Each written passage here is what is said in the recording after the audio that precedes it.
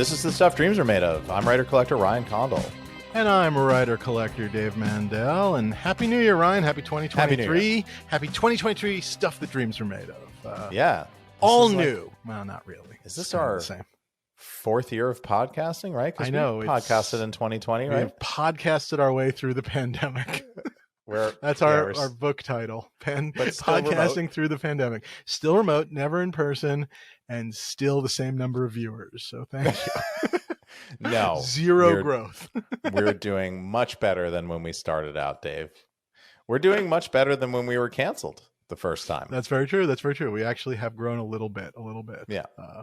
But more. We need more. So make some people watch, please. That's right. Yeah. You're good. Holidays were okay. Yeah. I had COVID again. Yay. So, began 2022 and then ended it with COVID. Got it from family both times. So I feel like that's really the way to go, sharing with the family around the New Year and the holiday. You're a I was hard fine. guy to buy a present for. So, that's right. What do you get for the guy who has everything? Yes, I didn't need that, but it was fine. It just scuttled a bunch of plans in the sort of week following Christmas. It didn't ruin Christmas. So, and everybody is fine now. And the family's all good and whatever. We go, on we march. But yeah, it was nice. We did our first, which I think I teased on the other side. We did our first London Christmas. Stayed put here. And you guys, maybe not on Christmas, but you had snow. You had some London snow, like before, before Christmas, right? Just before, about maybe a week before. But it was really lovely. I saw photos, not from you. I don't know, from somebody that put them up somewhere because you're not really on social media. And it just like London, like certain parts of London, like with like the actual cobblestone streets and whatnot. It was very Dickensian. Yeah, it's very Christmas Carol. Yeah. It was really cool, and it was that chunky sort of packing snow, so it settled on all the bare trees, and it just looked like Christmas Village, and it was really nice. It lasted for 3 days, not the snow, but the snow cover lasted for 3 days, and then it was gone and rained away, and all that, and it was lovely. It broke up the drudgery of very dark December. I think the thing that people don't realize coming here is you're so far up north that like around this time of year, the sun never really gets over the horizon. It sort of does this kind of like arcing, like perpetual twilight sort of thing. So and if the sun ever even comes out this time of year, it's sort of that low winter sun, and it's pretty grim. So the snow, preferable to the rain, because at least that's a little bit more cheery and holiday in spirit. Very nice, so very nice. How was your holiday, Dave? It was good. We went east right after Christmas and actually started in Maine, which has that similar, it's never quite daylight kind of a thing because you're a little north there, and saw my in-laws, and then drove down to New York City and saw my parents. So it was kind of it was like visiting two different insane asylums, one a country insane asylum and one a city insane asylum. There you go. So that was very exciting and it was nice. But I had one very kind of cool, which I guess I'll make sort of my what's new in props, which unfortunately was not purchasing anything, which obviously I like to do. But when you we did were purchase something though, well, right? I definitely Dave? always purchase something. But okay. In New York City, something I'd been dying to go to for other reasons was to visit the new gallery, Neue Gallery, which is on East 86 and 5th. It's a gallery put together by Ronald Lauder of the Estee Lauder Company and Foundation and whatnot. Originally, I guess, to display his collection of like German and Austrian like art, like these incredible Klimts and Egon Schiele's, I'm not sure any of my pronunciation, and Max Beckerman, and you move. There's this one room where you go in and the Klimts are in there and they're incredible. The famous one, the woman with the golden earring from they made a movie about it also. I mean, they're incredible. You stare at these things and they're just insane. But what I did not know was they have this exhibition going on, and there was an article, it turns out, in the New York Times as well, which we can post a link to, that he was showing off like other things from his collection. So there's some armor and stuff like that, like, like just, I guess, things rich guys collect. Colonial Marine armor? No, not Colonial Marine armor, but you would have gotten a kick out of it. A really cool big, like, two-handed broadsword, like all right, great, like, wall of swords. Like, you would have definitely enjoyed that part of it. But it turns out, connected to his sort of, I guess, sort of German, Austrian, and all that kind of stuff, he is a huge fan of Casablanca, and he has movie props from Casablanca. So there's this tiny little room that has a display that has in it, and I remember seeing these things in auction catalogs.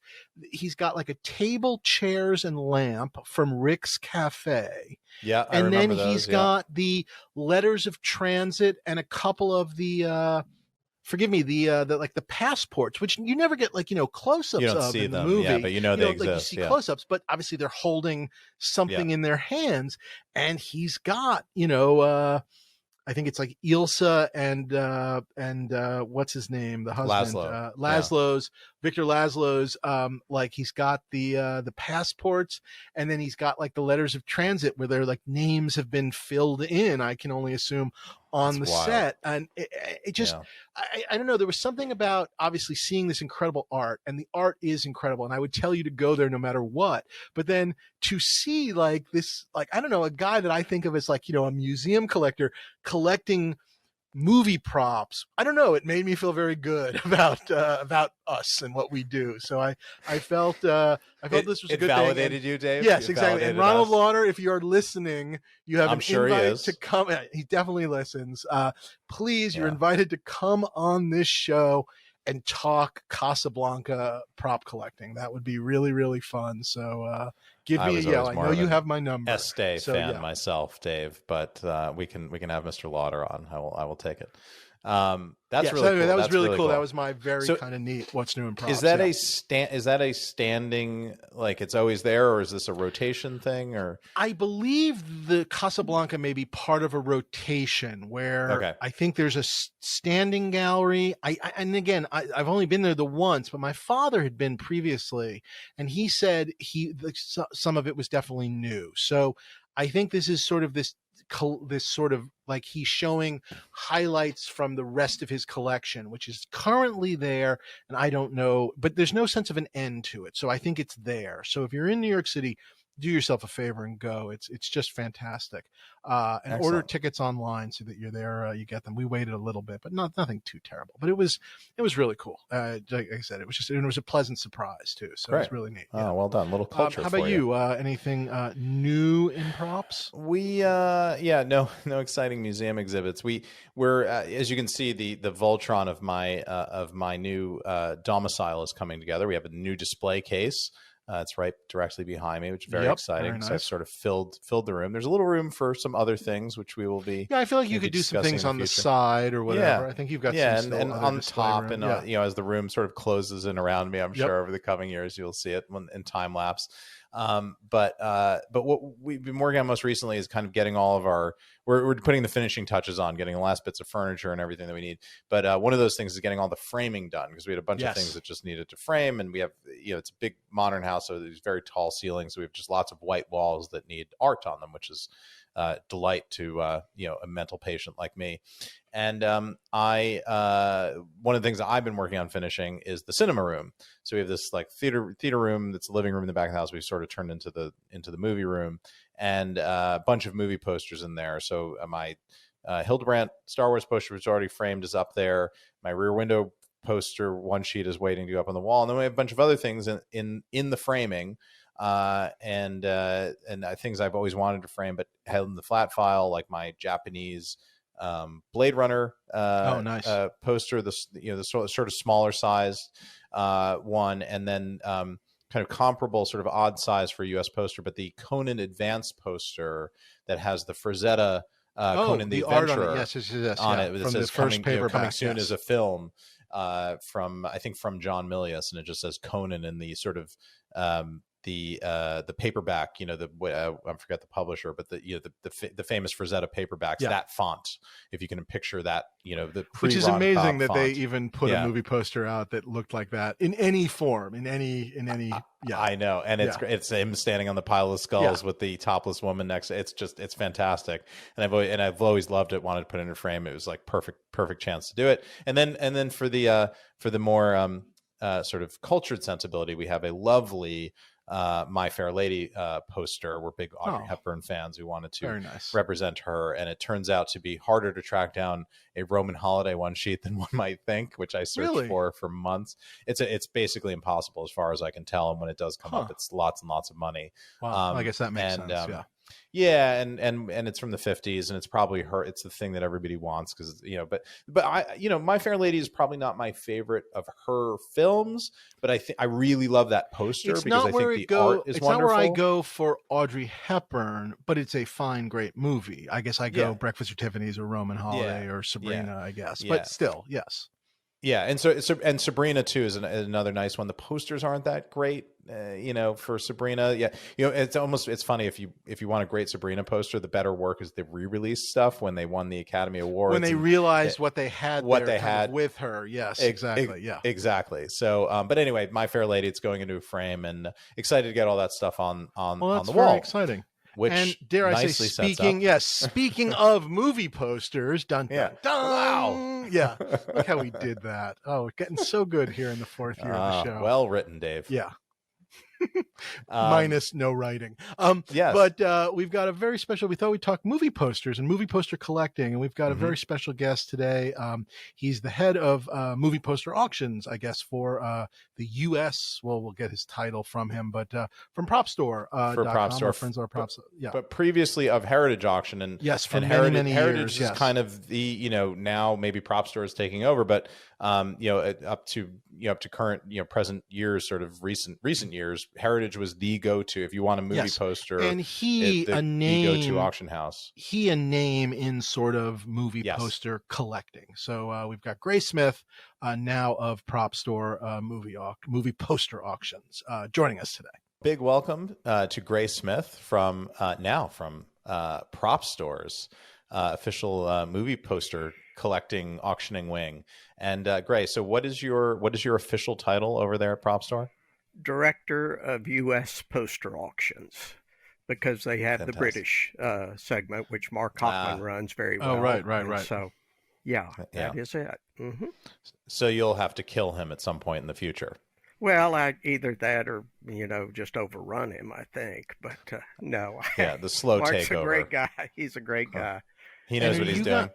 Are you guys foreseeing sort of standalone poster auctions out of the U.S. office, or posters taking a more prominent role in the overall Prop Store prop auctions? Because obviously, as we sort of I think we're going to talk about, we have talked about, this is part of it, is props are so interlinked with posters for all the obvious reasons. I mean, if I have a couple, once I get more than one prop from something, or even the one prop, I often want to sort of display it in front of the poster, near the poster, around the corner from the poster, or one of those things. So it's very much, especially, by the way, if my prop is prominent enough that it is on the poster, which is obviously, especially, when you're getting into some of these, like, the genre movies that, we talk a lot about, like your Star Wars, your indie, whatever, to have a whip, in front of, a poster of indie with a whip. Yes, exactly. Or something like that. So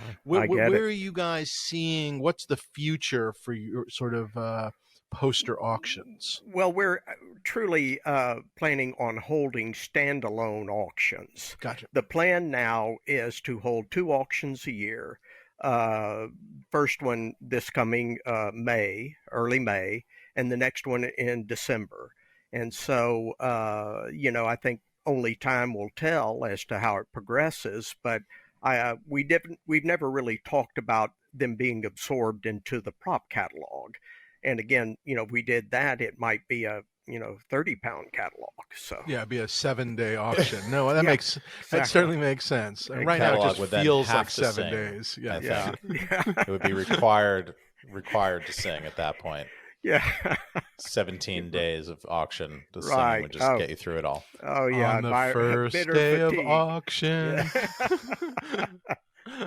Yeah, that's I can see that. So no, we're planning on doing a little standalone.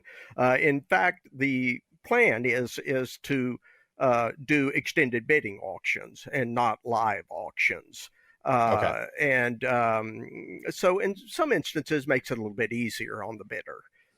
You can bid beforehand or, wait until you see the auction is in the final Right. countdown and go in and place your bid, which has And been that- very effective in other venues. I used it with Heritage previously, so yes. Mm-hmm. And would that be in addition to the live auctions? Like the live auctions are the special, the sort of higher end lots, and then they would also run the 2 week long kind of other things that they do for the sort of day-to-day stuff. Is that what you're talking about? No, not at all, really. We're going to hold 2 sessions. Both of them would be extended bidding. Day one would be the higher valued material. Day 2, the not as valuable. I never like to say lower valued. I think the worthless, terrible, worthless. Yeah, you're gonna get stuck with them. Yes, well, okay, sure. And I really don't envision us having much of that because up to now, I think we've got a real good auction planned.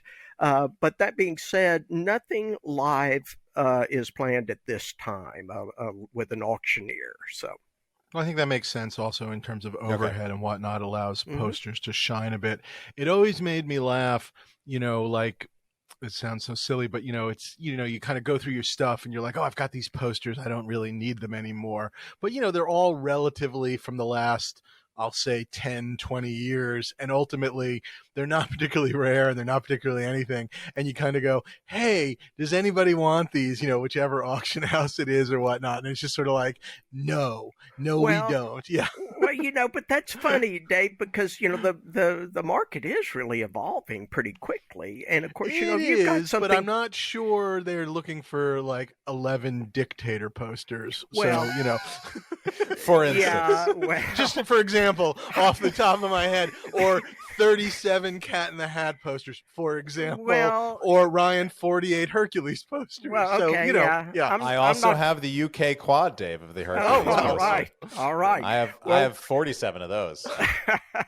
I'm not going to argue with those titles. I will say you never argue with those titles. Let me tell you that. That's one lesson you can learn. Yeah. Well, let's take it all the way back to the beginning, because I think one of the things that's kind of interesting, both about, I think you specifically, but also, dare I say, all of us in this field, whether we're collectors, whether we're on the sort of the selling side or whatnot, at some point or another, you're just a guy who's into movie posters and you're a collector of movie posters before there's auctions, before there's anything. So how do you buy your first like movie poster that's sort of worth anything? Or where do you make the shift from, how does one say, guy with a poster he likes on his wall to I collect these things? And what were you looking for? What were you interested in? Take us through a little bit of that journey. Well, I think that I really from the beginning sort of started off as being a collector of these because I grew up in the 60s, really. I mean, my formative years, and I was watching television all the time. And of course, they were trying to fill up all the airtime because they didn't have enough locally produced material. So they put movies on all the time. And so I just became enamored.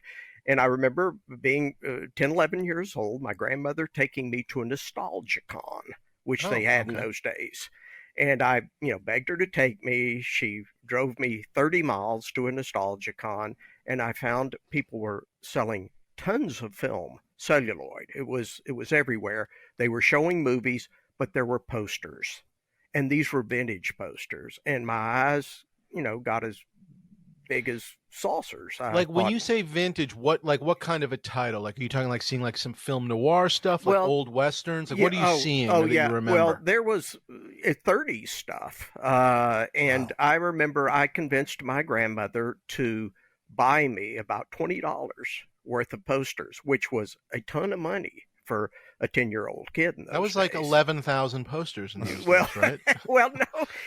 I was paying $1 Do I have my numbers right? Yeah, not quite. I was paying $1 a piece for some, and really splurging on a beautiful 20th Century Fox stone litho, as they were still called in those days, zinc plate lithos. I would spend $5. And so I remember my grandmother agreeing, because she was a collector herself, not of posters, but she was a big collector. And she's, I could see this sort of thought in her mind, like, okay. And it's like, this is going to be scrap paper before long.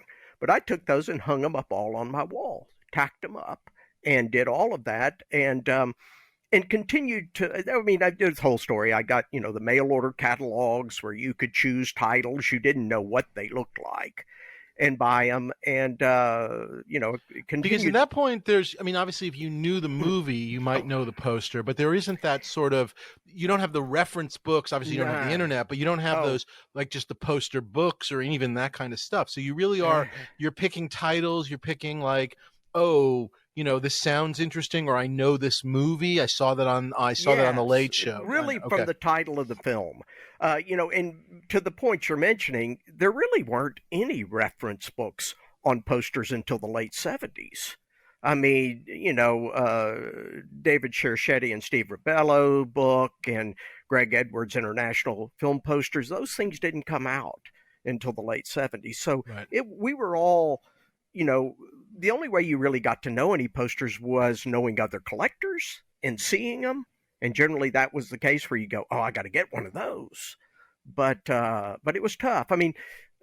Even magazines like Film Collectors World, which later evolved into Movie Collectors World, there were no photos in them generally. Right. They were just lists. So yeah, it was interesting. And I'll say, when I got into high school and whatnot, it's sort of, the hobby sort of went to the back of my mind, because, you're in high school, you're doing all the, rebellious things that many of us kids did in those days. Are your posters still on your wall at that point in high school, or did they come down? So they're still up. You're just not, you're just not paying as much attention to it. Exactly. Exactly. Are you, you're walking around this convention, are you seeing posters you recognize, or are you just seeing movie titles you recognize? Movie titles, generally. Okay. No, nothing really recognizable. I seem to recall that someone at the show had tacked up behind their booth a one sheet for the Maltese Falcon, and I think they had $50 on it, if memory serves me. Which, hold on, let me just do a quick calculation. That is $4 million in today's dollars. Here's your calculation. I couldn't go near it. That was it. So that's the sort of thing, you'd look at something like that and go, oh my God, someday maybe I'll have one of those. But that stuff was really around in those days. That's amazing. Yeah, that's great. And it still is, but it's just so much of it tucked into collections. So yeah. So then you eventually, when do you kind of make your journey back to posters and sort of the poster world? Well, specifically, I graduated from college with a communications degree, wanted to be in film, came out to LA in the very early 80s, maybe around 1980, and I wandered over to Larry Edmunds' bookstore. Sure. And that was literally like one of my first stops when I moved to LA. Yeah. When I would come out to visit, I would hit like Hollywood Book and Poster, Larry Edmunds, those would be like that was my Disneyland. That's where I would go. Yeah. You better those were already gone by the time I showed up, sadly. Yeah. So Larry Edmunds is still there. Larry Edmunds is still there. It's a little bit of not quite not what it same. was, as they say. Yeah. But I will say I still go there to buy books, because it's just fun to be in there a few hours and pick up books. But the deal was I went into Larry Edmunds, and just kind of off the top of my head, I said, what do you have on James Dean? Because I was a big, Dean fan as a teenager. And they said, well, go look. And they came back and they had all 3 one sheets. Oh. And they were all very nice, clean copies. And I said, what do you want for them? And I believe they said $150 on each one. Okay. And I said, okay, wrap them up. And I never looked back from there, really. I was totally bitten by the bug again at the age of 23. And so, it just evolves. it was in your DNA. So I've got two sort of follow-up questions, which is, one is, so at 23 you're hit by it again. Is there a master list of the things, like as you start to dig back into it, of the things you want to own or at least sort of hold in your hand? And two, on the flip side of it all, are you starting to sell yourself? Meaning, as you acquire, are you then sort of setting up somewhere and selling, or selling to other dealers, or trading, or like, where is that kind of coming into play? The answer is yes to all of those, Dave. Sure. Honestly, I had in my mind titles I wanted to collect. Most of them were, Golden Age Hollywood titles. And what's more, as I began to travel in film, being in the art department, I would, if I were a lead man or a decorator, or I'd always direct the crew, if you're out looking, we're going to find things, look for posters. And I made some, I had an art director once say to me, if you worked as hard at the job instead of looking for posters, you might do better at this. But I made some great finds. And I was always about buying and trading and selling to sort of upgrade your collection. Yeah. And that was sort of the old school way of doing it. Dave and I would be lying if we told you that we didn't use our own show running gigs to try to shake movie props out of the trees. But I feel like Ryan, like, you've like found people, and maybe some of that's the the London UK thing, where like you found like, I worked on Star Wars, I worked on Raiders, I made the swords for this and whatever, and I found like a guy that worked on the Batgirl TV show and had an extra Batarang. Like I have yet to have someone that I work with where they go, oh, I was on the original Superman, here you go, or I've still got this, or even by the way, even a good story. I haven't even gotten a story about a movie I like. It's just garbage. Would you like to see my garage of model miniatures? From exactly. Yeah. I feel like I've gotten the short end of that stick somehow. So well, they've done a lot of great films out of the UK, and I feel like they made a couple of movies here in the United States, like somewhere. No, here and there. Maybe. So I have a question for you, Gray. Do you still have any of your James Dean posters?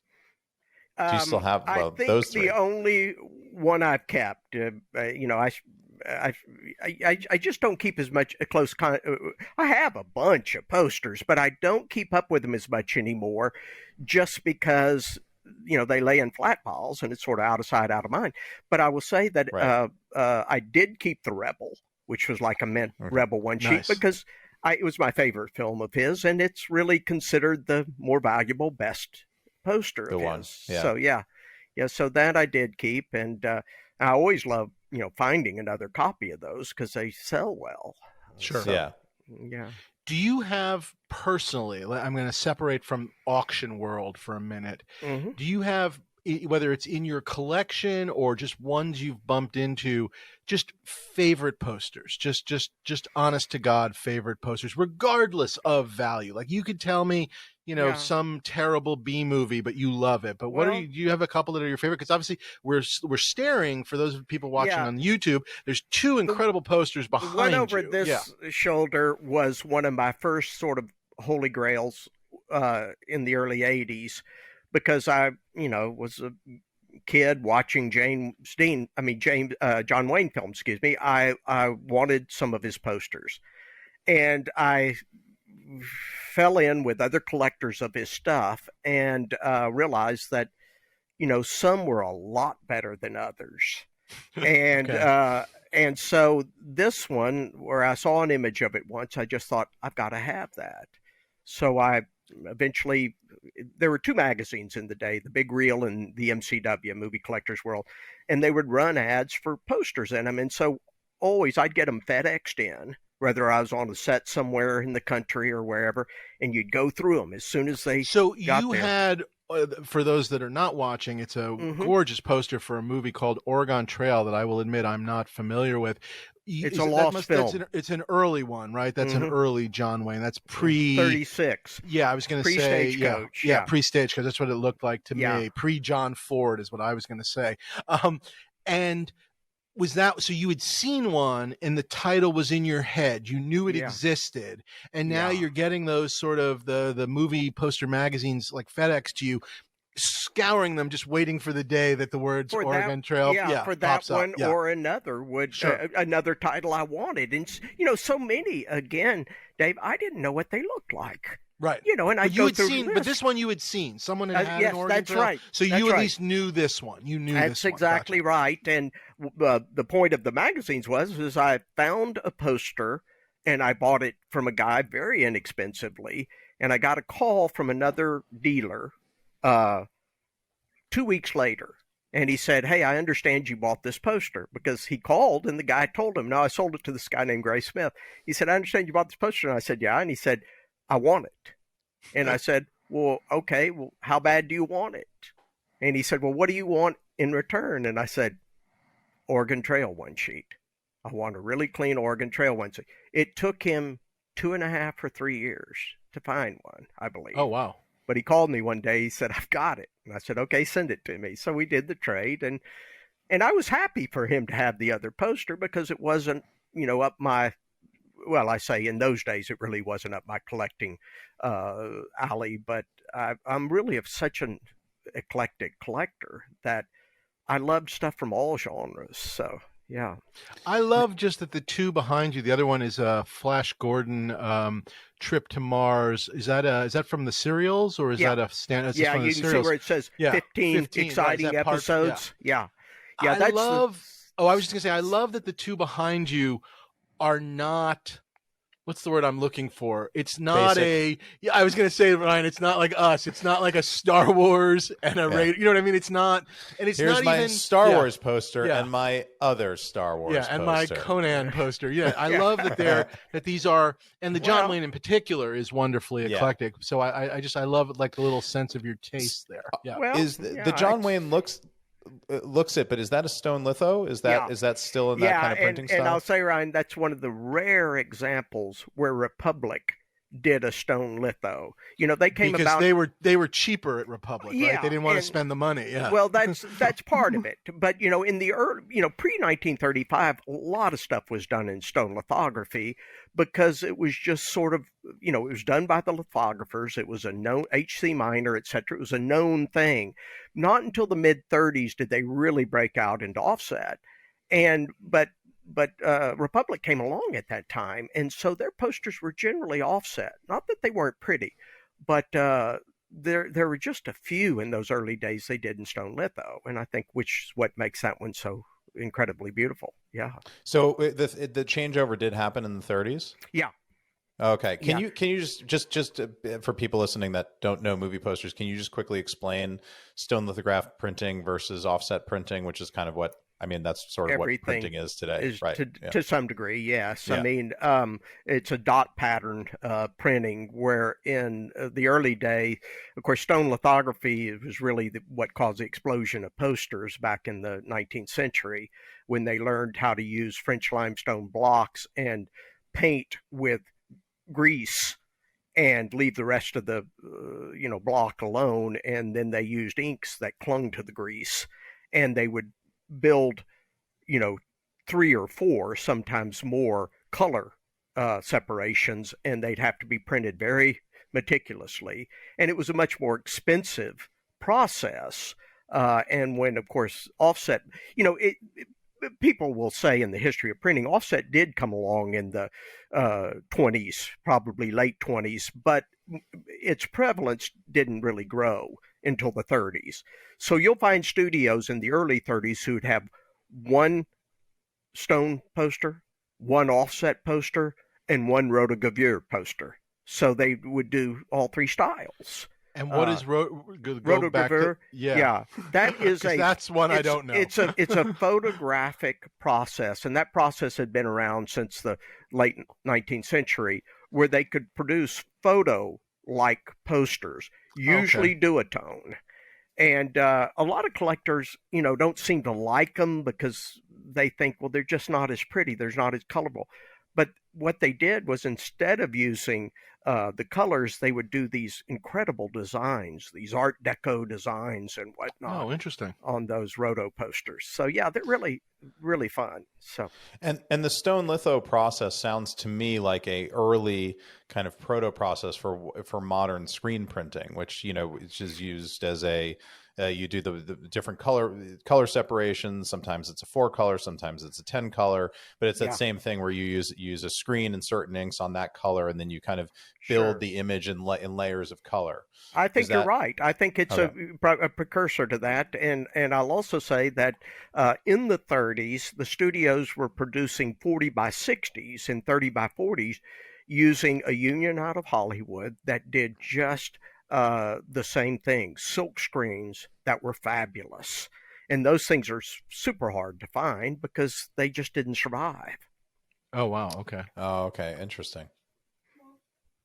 That is, it's just funny. Just staring at these posters, there's color coming through just on that John Wayne poster. Sorry, everyone really should go on YouTube and look at this because the color is popping in a way, and just even the flesh tones on it. I'm sorry, I'm lost in it. Yeah, in a kind of great way. Yeah. Well, if you draw me into this a little more, I will say that's all they had in the old days. You know, the movies changed. Yeah, they didn't have commercials. Yeah, they didn't have commercials on television. Yeah, there was, that you had a black and white image in the newspaper, and this, which sat out in front of the theaters, and people walk by and go, "Oh, I got to go see that."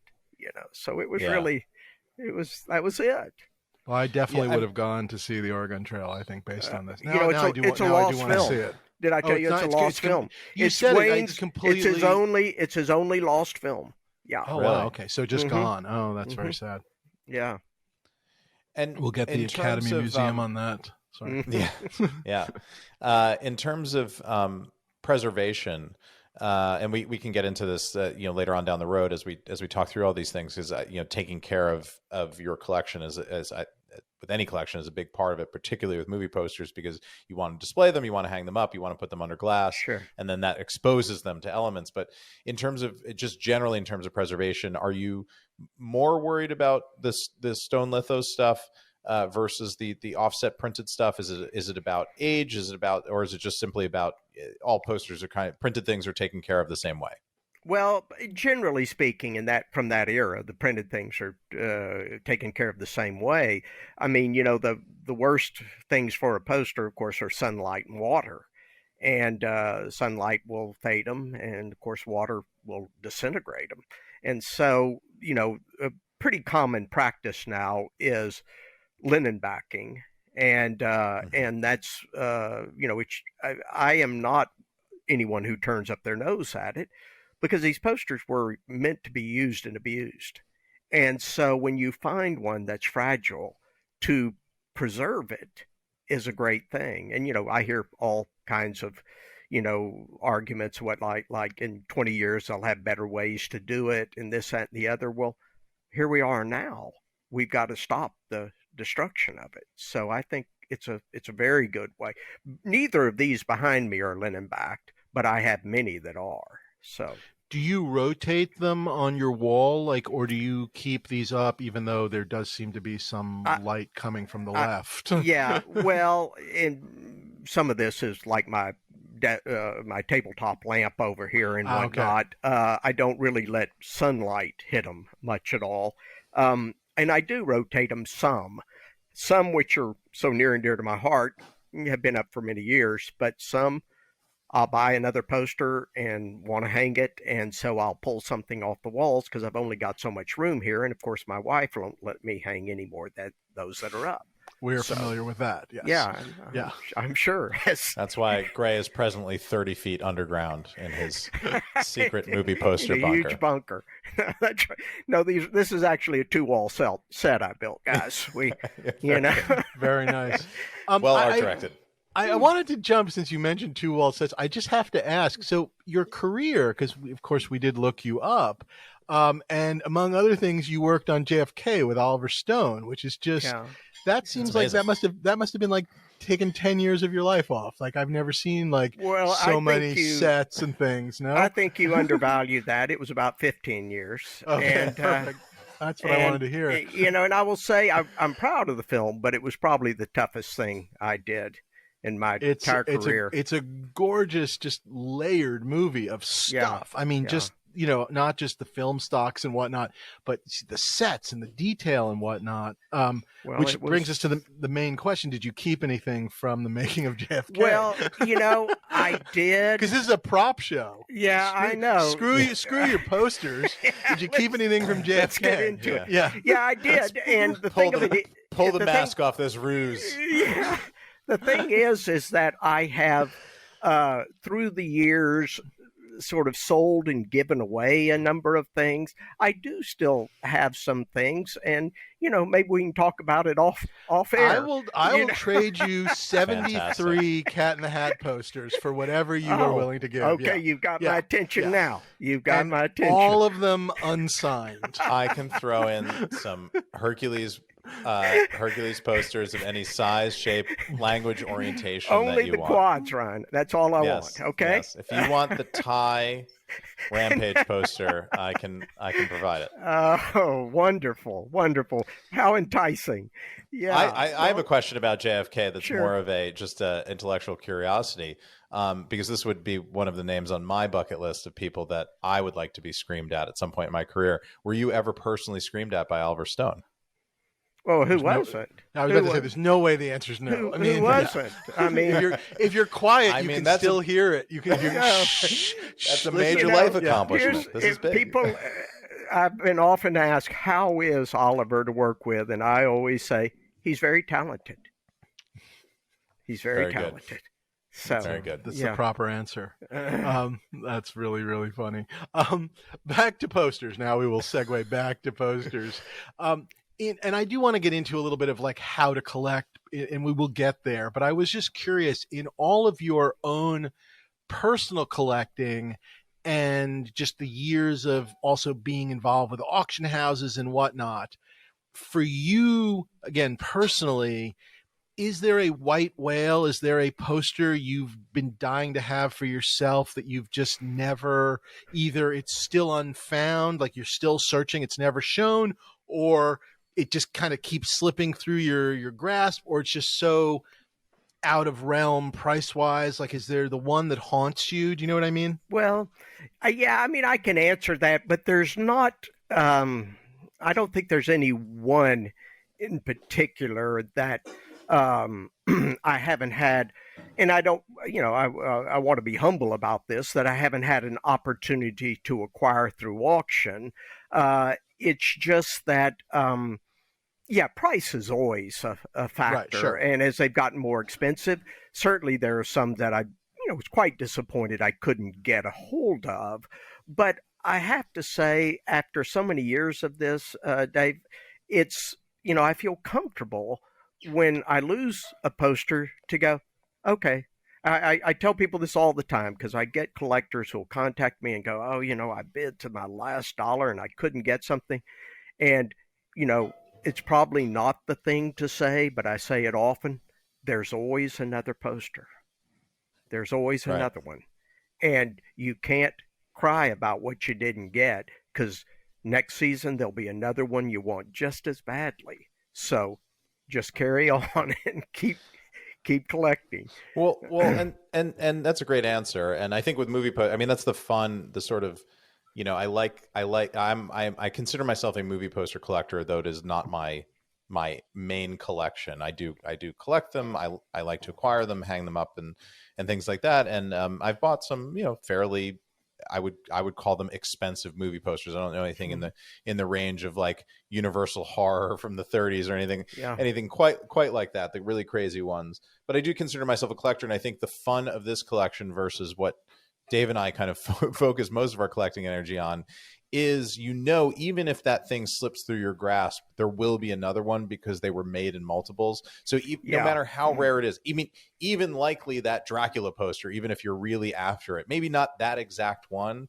but at some point in your if you do it long enough, there probably will be another Universal Horror original 30s Dracula something that comes up that you'll have a shot at. Whereas, if you're after an Indiana Jones hat, you might have maybe 1 or 2 chances your entire collecting career to get one, and it just applies a lot more stress and pressure in that moment. Well, and that's right. But remember that, as the old saying goes, you don't see any U-Hauls behind hearses. So these things do come up again, It's very grim. I like that one. Well, episode title, Dave? Yeah, I was about to say, the new motto of Stuff Dreams Are Made Of. That might be our new Stuff Dreams Are Made Of t-shirt coming in 2023. Well, it's true. Are made of. This stuff will come back onto the market someday if you're, if you outlast the other guy. My stuff is going to be buried with me, Egyptian style. Right. Egyptian tomb style. Okay. And if you try and break into my tomb, if you try and find where I'm secretly buried, there is a curse. Yeah. There you go. Well, okay, you know what happens? You're the exception to the rule. If you break the seal of my tomb, the Cat in the Hat posters come alive and attack you. Yeah. Well, you're the exception to the rule, I think, Dave, because what happens is people die and their relatives go, okay, here we go. We're gonna liquidate it's all worthless. That guy was crazy. It turns out no one wants any of this garbage. Right. Yeah. Or let's put this out by the curb. Mine are doing it downstairs right now while I'm podcasting about He's distracted with his podcast. Quickly grab this Conan sword. Yeah. Wasting my time and theirs all at the same time. Yeah, exactly. Rarely you don't see any U-Hauls behind hearses. Rarely do you have a direct heir who wants the same stuff. That's the way it works.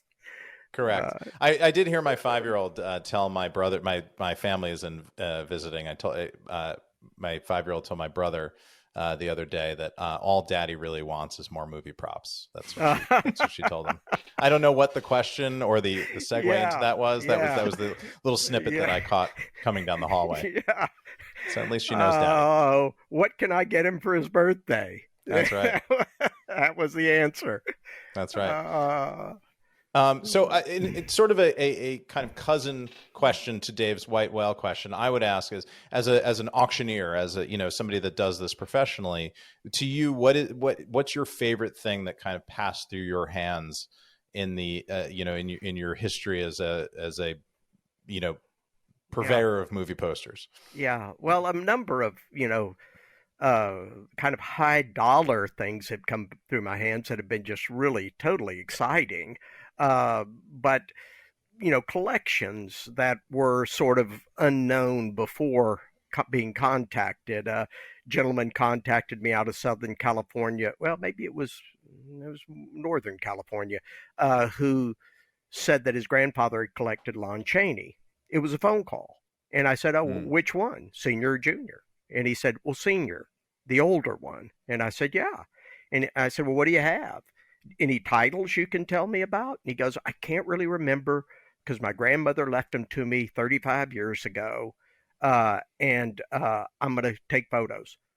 Well, I waited anxiously over the weekend, and Monday morning, first thing, in come this slew of photos. And in there was I want to just, Graham, stopping you for 3 seconds. Sure. So when you actually, though, at least when he called, you had the feel, there was something about the call that made you think this is something, as opposed to, because a lot of times I assume you must get calls where people go, I have blank, and then it just turns out they have like a portal publication. Like, yeah, exactly. Yeah. Or yes, or something that they, exactly. They bought like recently or whatever. Oh, sure. Yeah. Or a late 60s reissue from a video one or something. Exactly. From the 80s. Okay. 8 times out of 10, Dave. I mean, that's kind of how it works. But there was something about this call that sounded right. Yeah, he had gone into a little more detail about how his grandfather had worked at a theater in the 20s, and the theater manager had given them to him, etc. And he went on to be an artist. Not a huge fame, but he went on to be an artist, and he had these things hanging around, but were always in a closet. And so I waited, and so Monday morning, as I recall, I opened my phone, and there was an image of the London After Midnight one sheet, which no one had ever seen it before, not the U.S. version. Wow. And all the unknown, all of these great titles, there were about 8 of them, as I recall, and they were all original, nice condition stone lithographs, and it's exciting. And he said, "Well, I don't want to mail them," and I said, "Well, look, I'll be out in L.A. We can meet there." And he brought them in, and it was really easy going about them, and I think he was tickled with what we did with them.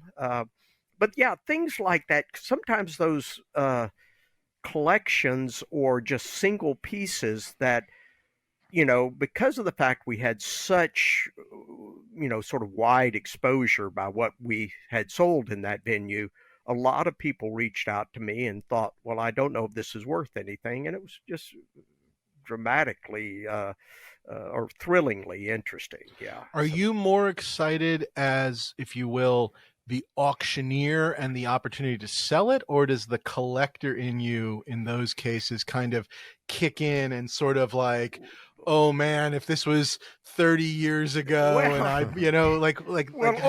always there's some of that. I mean, you've got to understand when you see this, you say, oh, I love it.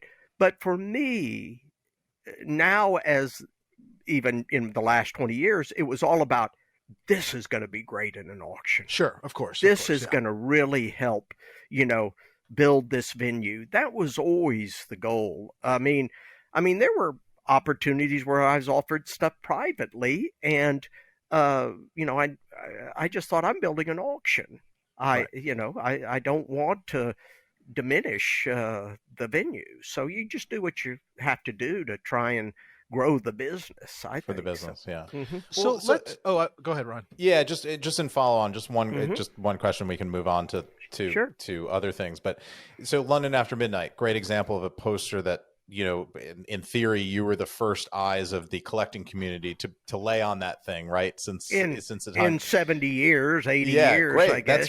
That's great. So what else? Just as Dave and I just we dabble, but we don't know. But what else is out there that's like a big popular movie that's a hugely recognizable title. Lon Chaney, obviously one of the famous, kind of, the pantheon of horror, the Mount Rushmore of horror gods. Yeah. What else is out there that it's a known movie with a poster that no one's ever seen before? Well, a more common example people use is the one sheet to the U.S. release of Nosferatu. Not Nosferatu, but Metropolis. Wow. But the U.S. one sheet isn't known, and there are press books.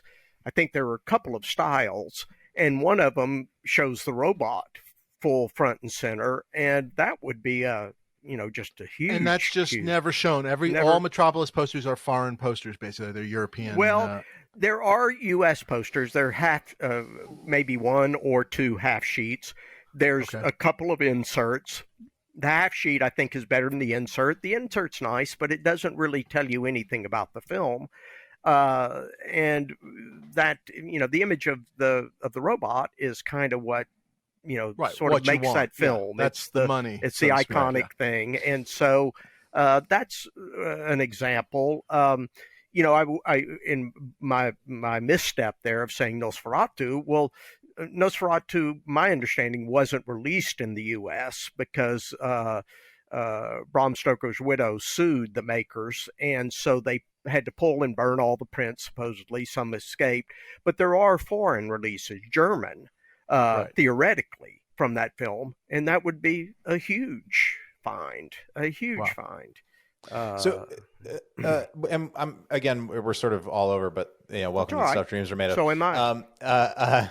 You brought up poster sizes, and again, so Dave funny. I was my next thing is just for people that are not in the poster world. Yeah. There is sort of what I would call I don't know, and then please give us terminology. The posters behind you, the posters that I think for the most part Ryan and I buy, the standard classic movie poster size, right? They're one sheets. The one sheet. Exactly. The US one sheet, right? Mm-hmm. Yeah. And there's US and there's often foreign, sometimes every different country, sometimes has their own formats. Yes, exactly. They all do generally. In most instances. But yeah, the one sheet, which was named such because that was the size of the standard litho printing bed. And so they called it the one sheet.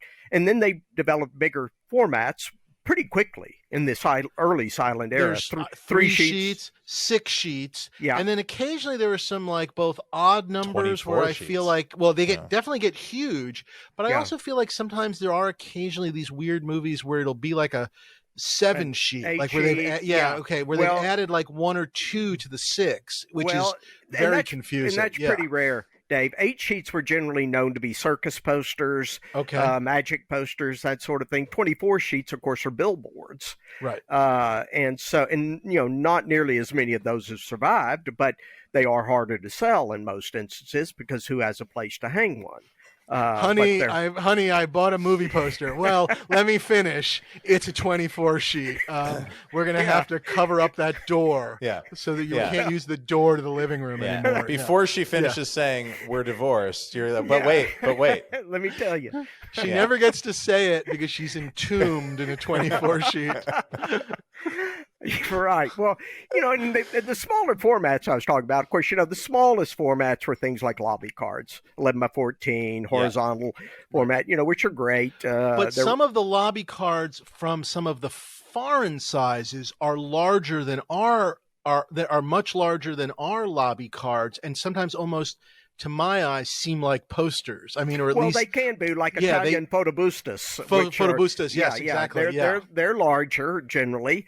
And so, of course, there was a smaller format besides Herald's, which were the giveaways at theater, which was called the midget window card.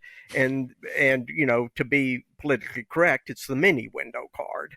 But all of the press books called them midget window cards. And they were little bitty window cards, which normally are reproduction of the one sheet on it. And they're just fabulous. Really small. Yeah, they were to go into cigar cases and whatnot. They quit producing them in the mid-40s. The other word you threw in there at some point was inserts, which are these sort of longer, thin ones. 14 by 36. Which kind of went in those thin windows that went by the box office or the front of the door kind of a thing, which I love those. Yeah. It's like half, it's almost half a one sheet split vertically. And then there's the half 36. Sheet. Which is the half of one sheet split in horizontally, right? In the day, they always called them displays, whereas half sheet is a collector's term that was developed in the last 50, 60 years. But they're all wonderful formats. It's just that the half sheet and insert and lobby cards essentially were stopped. In the early mid 80s, they quit producing them. As you may know, if you're looking for an insert from a film from 1991, you won't find it. So you're out of luck. There's no insert for Cat in the Hat or Hercules. Nope. We're very and sorry I've been looking for them too. Yes, so, believe me. I have the only one.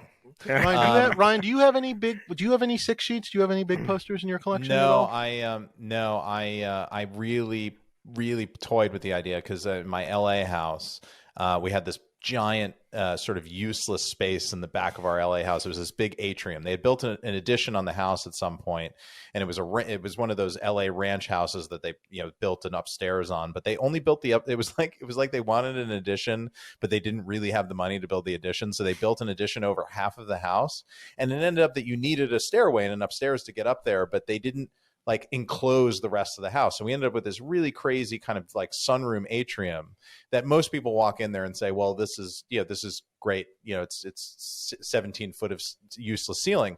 And I just saw blank, gorgeous drywall. And the whole time I was there, I wanted to get a great 6 sheet and frame it and hang it up there. But then I started doing the math of what the kind of 6 sheet I would want to buy, and then I talked to our framer friends and the framing. My goodness, there's the big deal, the framing. And the 6 sheet, oddly, is just on the margin of when they have to cut the glass with a different machine. So you have a choice to either trim the poster down, which seems like sacrilege, or you go into quadruple cost. So it's already expensive because you're framing you're an not 80 even by 80 you're not thing. even getting close, because I have one. Okay. It's currently in storage because it fit in my old house and it doesn't fit in my current house, but I believe it will fit in my current house when we do our renovations and it will come back. But I Is have it framed? Yes, and this is what I Okay. was going to say. I right. have a 6-sheet in my collection of one of my all-time favorite movies, which is Billy Wilder's 1, 2, 3, and it's a 6-sheet. And what I love about it is it's one of the rare cases where Billy Wilder had reached this level of his career where he himself is featured on the poster. Yeah. He's sitting on top of a ladder. Basically, Yeah. which I is know it. there's sort of the Saul Bass kind of logo of 1, 2, 3 with the balloons, but then this one is Billy Wilder on the poster, and I'm a Billy Wilder nut. And so this was, when I saw this, I had to have it. And I own this poster. And the poster cost X. I had to get it linen backed to make it fit and work because there was just no way to get the 6 and have it line really up. Frame them. Yeah, can't really frame them unless you. Yeah. So that the linen bagging cost Y, and then the framing cost Z. But then the frame was so big, hiring the guy to bring it from the frame store to my house and hang it was another X. number. And so all I can tell you is Y and Z and the guy to ship it and hang it was way more than X ever was. The ancillary costs were so much more. But I love it. I mean, and you can't have 10 of those in your house. They're really in that case, Greg. Yeah. Dave's hearse followed the U-Haul. There you go. There you go. I'll tell you that they're so impressive in that size. It's incredible. They really are impressive. They're amazing. But how do you put them up? Yeah. And I have a house that has a lot of posters in it, mostly 1-sheets and lobby cards, and probably 24 window cards, which I happen to love. But no 6-sheets because there's just, like I said, that is my one, and I've stared at other ones. I've looked at some of the big Star Wars ones, and I love Star Wars, but they weren't different enough from the other posters. And this one, though, again, the Billy Wilder on the ladder, and for me it was like, because I think what I'm looking for in posters, and this is where it gets sort of obviously to each their own. I'm always looking for the image I haven't seen. And so to some extent, I get bored very quickly with the standard posters. Like I have a lot of them, but with Star Wars, I guess it's like if I'm going to put a Star Wars poster up, I want it to be one that you just aren't necessarily going to see in everybody else's house. So my Star Wars posters that are up here at our current house are I think I've told this before to Ryan, I have the 2 Empire Strikes Back subway posters that have the New York theaters printed on them because on the bottom. Because of the connection to me in New York and the theater I saw it in, but also you don't quite see those as often, I guess. So that's what I'm sort of looking for. And great, they're their own frameable size. They're their own size. But it is a more scarce format, no doubt. I stared at those forever too because I think we've talked about this before. But my theater is also on that. Yes, because they have the Jersey theaters on it. Yes, they cover the Paramus Route 4 RKO theater. That's great. The one that I was actually by the way, staring... are they just called Subway? Is there a size for that, or are they just called Subway posters, basically? Well, I mean, I think they were, and of course, you're asking me something that's a little off the top of my head right now as to the specific size of them, but generally they were, and there were also half Subways, too. But the Subway itself that's right, is they could split the thing in half. Yeah, was used, in the frames on the Subway is all I can assume, and that was a size that was what they called it. Subway, permitted. Yeah. And I've sold many of them through the years. Yeah, and they're great because they're nice horizontal format. So I just saw a really nice Subway one that I was thinking about. I just saw a Subway for All the President's Men, which I had never seen before. That's cool. Actually really kind of cool. Is it the same artwork essentially as the one? It's the same artwork, if you can imagine, stretched a little horizontally, and maybe the only downside is there's a big sort of black square. There's a lot of black. It's not like they were like, oh, we've got this extra room, let's add more art. They just kind of made the black bigger. So it's definitely really cool. I'm not sure it's quite, I love how interesting it is. I'm not quite sure I need to have it. But anyway, yes, exactly. Right. Yeah, I got you. Yeah. Well, the 6-sheet that I was staring at was the Wild Bunch one, which I love. Because that the half sheet are the formats to have. Yeah. The image changes. a little bit. It's like enough that it's still the Wild Bunch. It's like the shadow of the guys on the march, but it changes and the color patterns change a little bit. And I think the 3 sheet's even a little different than the 1 sheet and the 6 sheet. Yeah. And I love that. I just love that movie. And the the half 6 sheet sheet is so and powerful. the 6 have that same image. Oh, okay. They match. And because of the format and or the just the attitude of them, and that really is kind of considered by most posters collectors to be the format to have.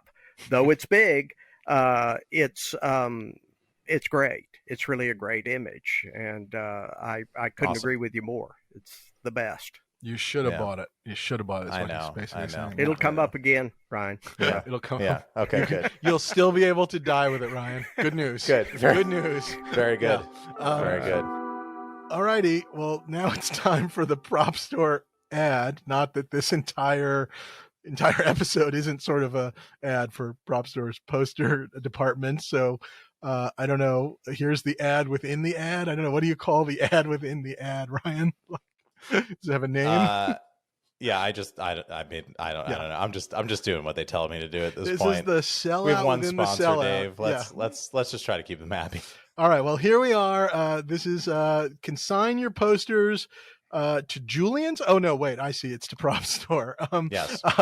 Prop Store is your place for collectible posters, which you know because you've been listening to this entire episode, which is about collectible posters and Prop Store. With regular poster auctions based out of both London and now Los Angeles, which you also know because we've already told you that, there's no better place to go for poster buying or selling than propstore.com. Led by UK Poster Consignments Director Mark Hockman, Prop Store has been running regular dedicated poster auctions out of London since 2018. So mark your calendars because the next London poster auction will be hosted online from February 2nd to March 2nd, 2023.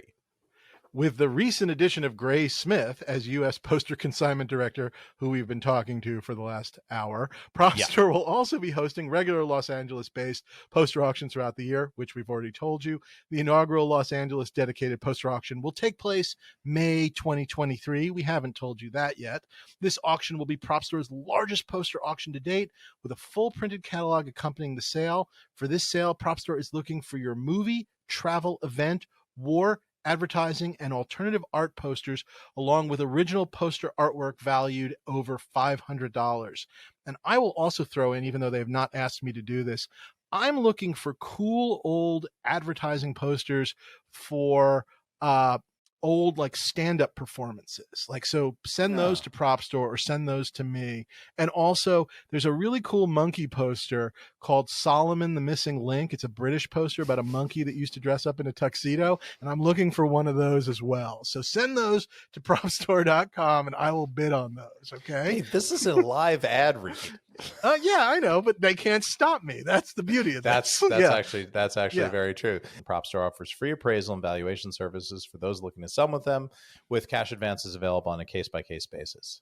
Send an email to consign@propstore.com to schedule an evaluation for your poster material with Gray Smith or Mark Hockman. Hockman? I think it's Hockman. Yeah, Hockman. I've met him before. I probably should know that. I've spoken to him or emailed with him. Let's just and apologize they'll help in you advance. out. Yeah, no, we're very sorry. And now back to the other ad, the giant or larger ad.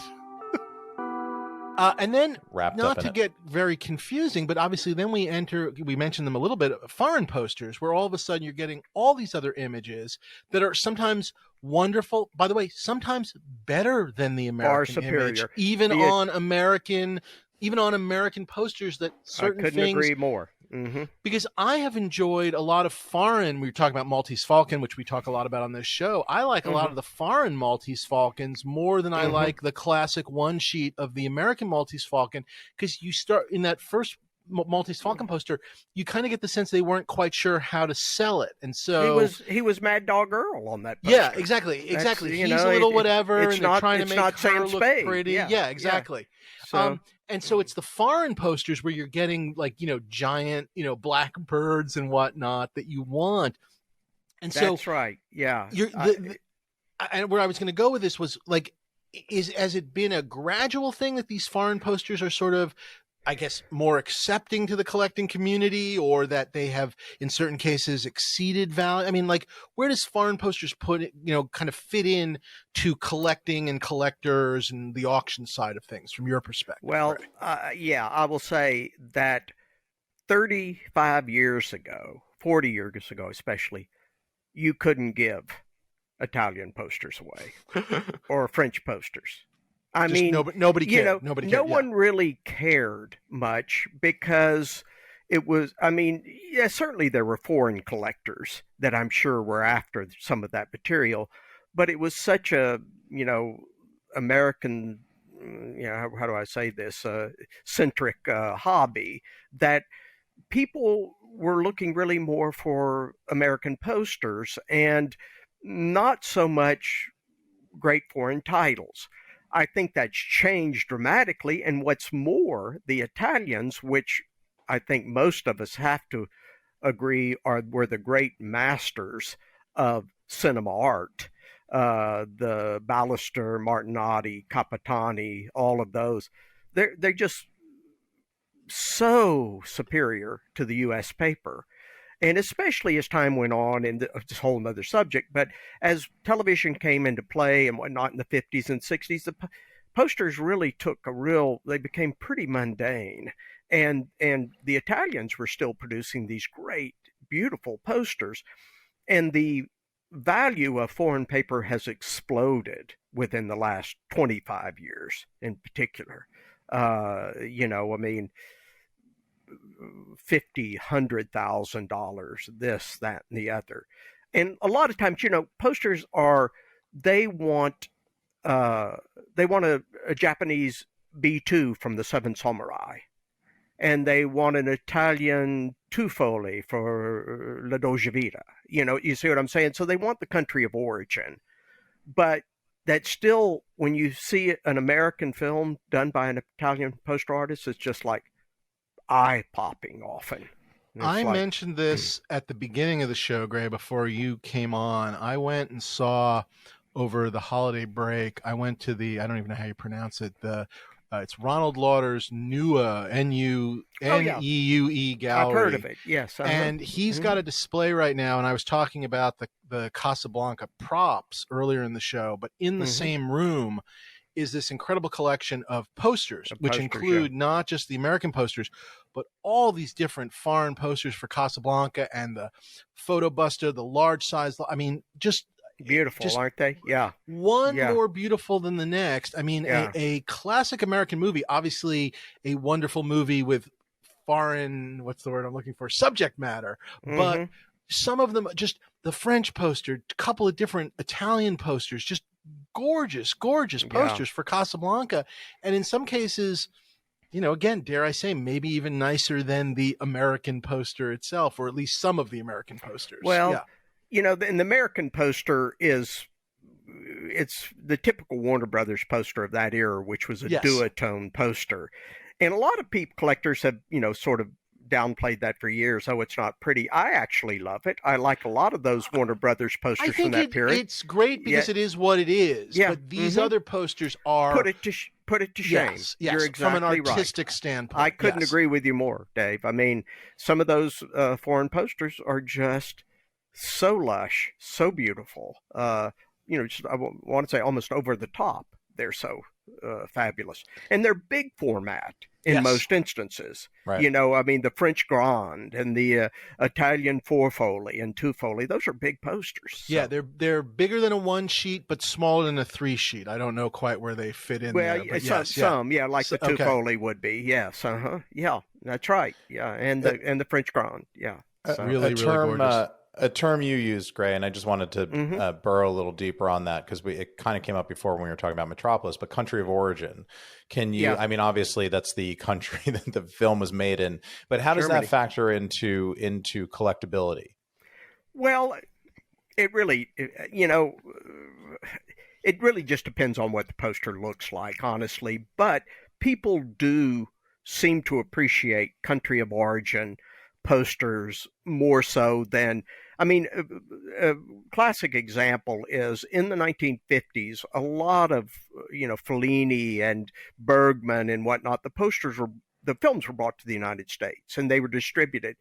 But since they got a small distribution, they did these very pedestrian duotone one sheets that were often sort of a photo montage with it, just, very lackluster. And so, when you have the opportunity to get the foreign release for something, an Italian or Japanese film, it's, that's what you want, really. I mean, it's, and the same goes in many ways for like James Bond, of course, the British quads, the British double crowns, etc. Those are kind of more coveted than the, more common one sheets. So, yeah.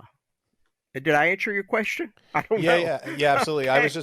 I was curious because I had sort of come up as a very amateur movie poster collector, sort of understanding that the collectability of the poster was, it was better to, for instance, if you're a James Bond collector, it's better to get the UK quad versus the US one sheet because James Bond is a British spy. The British format was the preferred format. If you're looking for a Kurosawa poster, it's better to have the Japanese one than the American one, et cetera, et cetera. I was curious with Metropolis, because you were talking about Metropolis. When I think of Metropolis, I think of that iconic German poster, and I was wondering, like, the three sheet, if the U.S. version showed itself, I'm guessing what you're kind of saying is that would be an even bigger deal because of the rarity, of the scarcity, yes. Well, just the scarcity, yeah. And that German three sheet, which has traded hands several times through the years.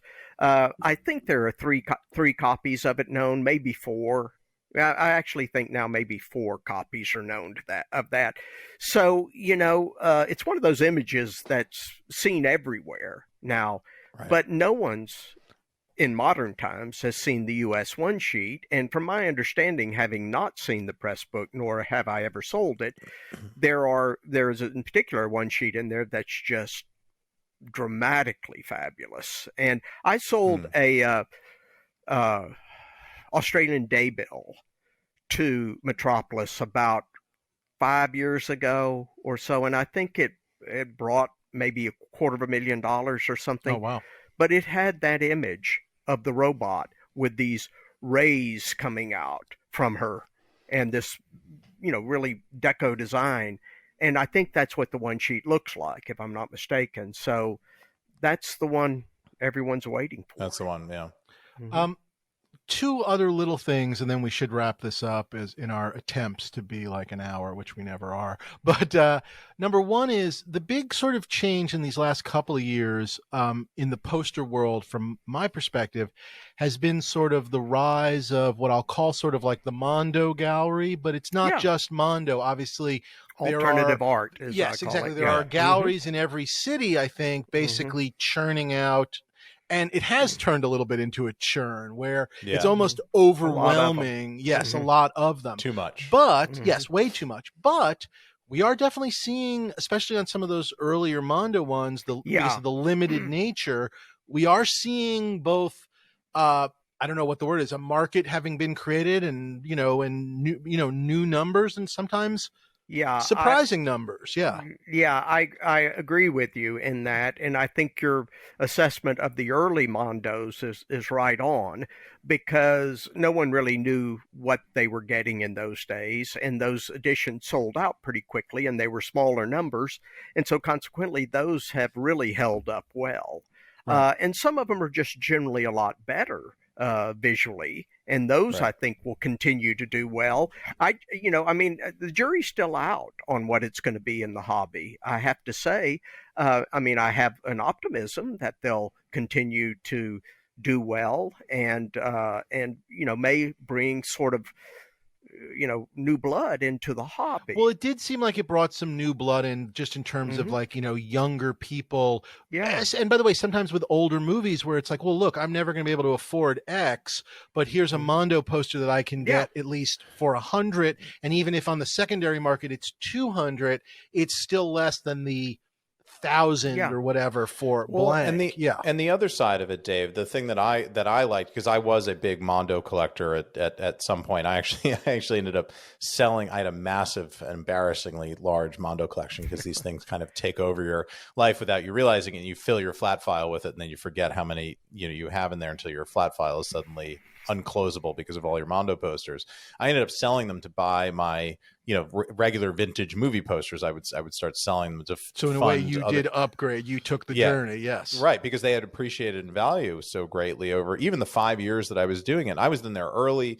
I went to the Ken Taylor signing in LA where he premiered his famous glow in the dark Gremlins poster and his great T2 poster, both of which are insanely collectible, and his Alien poster were all at the same gallery showing, and I got all three of them. I just walked in the door and just bought them all out of LA. Any Mondo posters? No, did you like? no. So you actually, went through and you cleared them all out. Oh wow! My last 20 or so that I had I held on to the ones that I really loved just visually. I actually consigned to the first LA movie poster auction, so those will be up for auction in May. Oh, wow. Yeah. I went through and cleared most of mine out as well, but I've still held on to, no surprise, I guess, like, I don't know, the Star Wars, a couple of Star Wars ones. Okay. Yeah, exactly. But only a couple. The ones where I truly was like, I remember these images strike me. Where I was going to say, sorry, just to fit. Yeah. Well, yeah. The thing that I liked about those Mondo posters was that the idea of the restoration of the illustrated movie poster. That's exactly it. In a world where everything is photo these days. Yeah. Not only photos, but like bad photos. Where the point where like agents started deciding what the movie poster looks like based on whose face was the biggest and whose name went where. That's where we just lost the art of the movie poster, because there are some fine photographed movie posters before Hollywood became a real, kind of corporatized agent-driven business. And what I liked is those movies that I love that had these kind of bad photo posters where I could finally get a great looking art poster done for the movie that I loved. Yeah. Anyway, I think that's a great point, and I wholeheartedly agree that in the last 30 years, movie posters are really, again, just very secondary to the film itself. They don't, and there's really not any thought put into them. And what's more, they all look alike. And exactly, that's the beauty of the earlier posters, and the Mondos have, and that format has really brought that back, which I love. Yeah. Dave has three of my favorite Mondos ever, which is the Ali Moss, the Star Wars trilogy that he did, which I held on to because I still think they are incredible, and I do think those would go up on a wall someday. Mm-hmm. What I was going to say is, I almost wonder is, I'd love to look at like, I guess like the marketing budgets. Like you just wonder like, what do posters cost, and what companies have decided like, let's just not do a poster and see if anyone notices. Do you know what I mean? Like on the marketing side, because it does seem like that's not quite how we think about movies these days. Unfortunately, Well, the number of theaters, of course, has fallen so dramatically.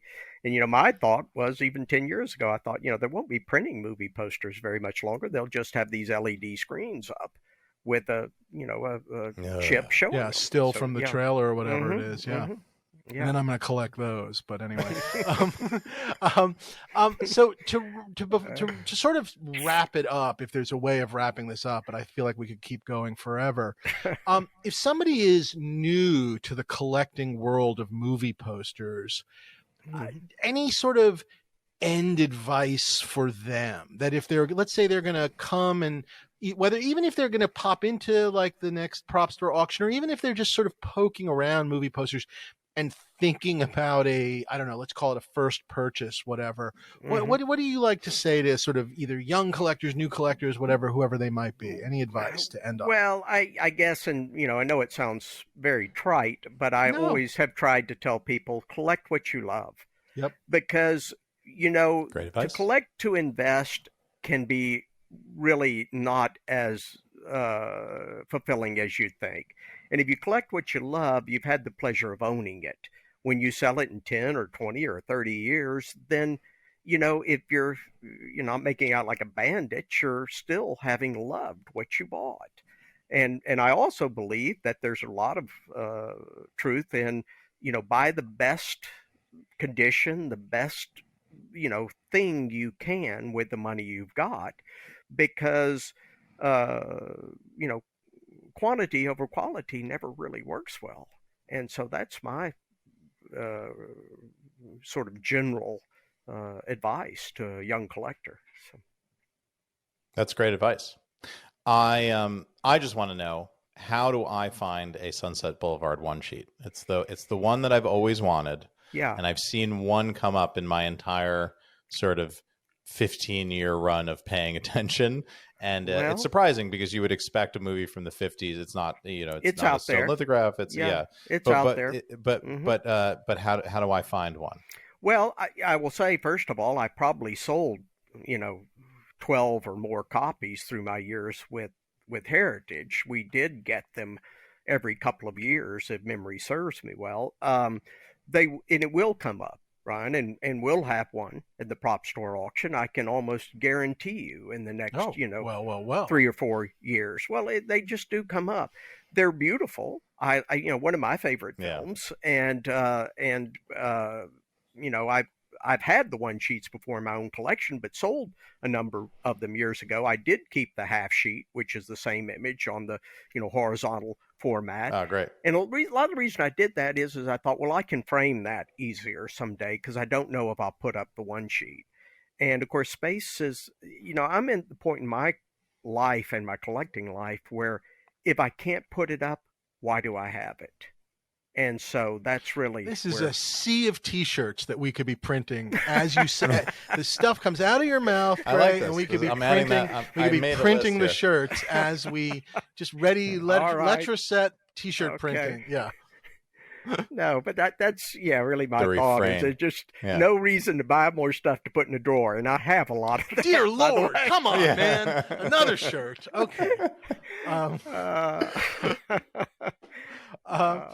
Well, let's wrap up. We always like to play a little game at the end, and I think obviously we'll do movie posters, and this will be a tough one. But is there a movie Ryan, about movie posters, Dave? Say again?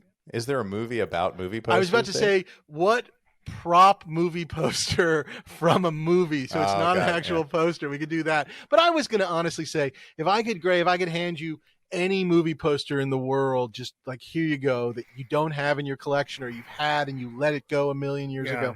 What's the one poster? If you're going to be buried with one poster, what's it going to be? What's the one you want? Yeah, or maybe those are different things. You mentioned that. Probably what I consider to be the better style one sheet from the Sheik, or or maybe the one sheet to the Gold Rush. Some of those classics which are especially Chaplin stuff. I mean, I have some of his posters, but some of those really just such classics. Those would be what I would want. I mean, it's kind of, in my house, I have things like the Black Pirate, etc. framed. That's sort of the era I look at, because when I was a kid, I'd see those silent films, and they're what just sort of drew me into film totally. And sort of my love of the hobby sort of grew from that. I will say the first things I collected were B-Westerns and serials, because you could still get your hands on them in those days. Become a lot tougher with the great stuff, but yeah. I always wanted to get one of those. They're in auction all the time, and I've just never pulled the trigger. I always wanted to get one of either like the Superman or Batman serials, because I used early to. ones, I've seen those. Superman, exactly. or the 40. Well, there was 42 and 47 Batmans, I believe. The Batman and the New Adventures of Batman. I always love the ones where you kind of would get the poster, and then it would have the space where it would kind of have the inset of like the photos from from that week's whatever chapters. Right. Yes, exactly. And the key was getting a good inset. That's what the collectors look for. One that featured the character well. Yeah. So, Ryan, do you have, other than, I guess you sort of said Sunset Boulevard, but if you have any poster in the world, anything ever. Because I feel like that one is track downable, and I will eventually put money down. What's the unattainable one you want? I'm gonna surprise everybody in this podcast and the audience. Eurotrip? You're gonna say Eurotrip? Wow, that's great. Oh, I can make that happen, Ryan. The Cat in the Hat insert. Dave. I want there you go. The one that you go. No. Yeah. No, I'm gonna go. I want a great King Kong US 3 sheet. Fuck you. That's exactly what I was going to say. That was my answer. I was going to say a King Kong. Like, that's something I would probably never buy, but that's my answer too. But it's just, to me, that is the movie poster. Well, like, if I think of a guy from the outside. One with him on the Empire State Building. On the Empire State Building. That's the one to have. That's exactly it. Of the two styles, That's the Yeah. one to That have. would be my dream. Oh, Yeah. it's so funny, Yeah. Ryan. That's Yeah. exactly it. Yeah, that's The hilarious. stuff dreams are made of, Yeah, Dave. You better Look at- believe it. Yeah, Look well, at that. I We were guess made And to be I would together. get it and I would put it in a drawer. You burnt, Gray. Fuck you, Gray. Ha ha ha. I got you. Yeah. I just don't dream big enough, I guess, because my gold rush. Okay, And it's not for the value. I mean, there's a reason that poster is that valuable. It's simply just because, to me, I mean, again, when I just think of like what is the movie poster, like the movie poster of movie posters, it's King Kong. I mean, that that's Yeah. it. But Well, great answer. Sorry, Dave. I figured beat you were you going to to go it. completely somewhere else. I should have the monkey. No. It was Yeah, the monkey. It was Monkey. Come on, monkey. the monkey tie-in. Yeah. Well, I should have, one of my favorite horror films from my youth, of course, was The Invisible Man, and a great poster from that is also a real high up there for me. Not that we did sell them, but they would bring a good 6 figures when we'd sell them. So. Years and years ago, I got to go over to Frank Darabont's house, and I don't remember everything that he had on his walls, but he had like his sweet spot was like all of those great posters, and he definitely had. Forgive me, Frank Darabont. He had stuff on his walls, and it was just mind bending. Like where you're just like, I can't believe I'm seeing this stuff. So and it's again not necessarily. I love it all. I don't think I'd ever spend the money. It would be incredible to have those. So yeah, exactly. It'd be really fun. Yeah. Yes. We need a time machine. Yeah.